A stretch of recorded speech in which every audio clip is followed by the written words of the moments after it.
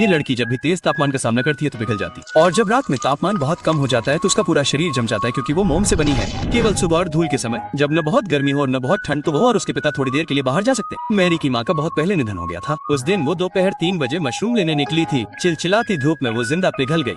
तब से मैरी के पिता ने उसे दिन में बाहर जाने से सख्त मना किया, लेकिन शरारती मैरी फिर भी अक्सर अपने पिता की अनदेखी करते हुए बाहर निकल जाती थी। आज संरक्षक उत्तराधिकार समारोह का दिन था।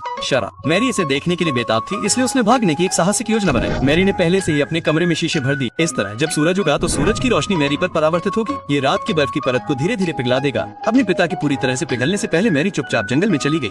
वो पेड़ों की छाया के साथ साथ समारोह स्थल तक दौड़ती रही। इस समय सूर्य और चंद्रमा एक साथ उग आए। प्रकाश और छाया ने समारोह स्थल को 2 भागों में बांट दिया। मैरी प्रकाश और अंधकार के बीच की सीमा पर खड़ी थी। उसकी आंखें नायक पर टिकी हुई थी।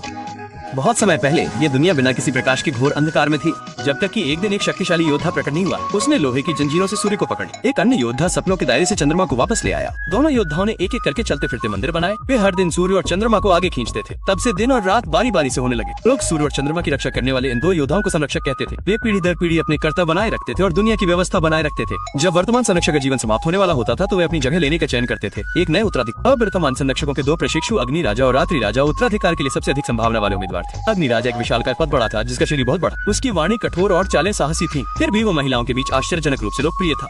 दूसरी ओर नाइट किंग बहुत ही शांत दिखाई दे रहा था, लेकिन दोनों को पूरा विश्वास था कि वे नए संरक्षक बनेंगे।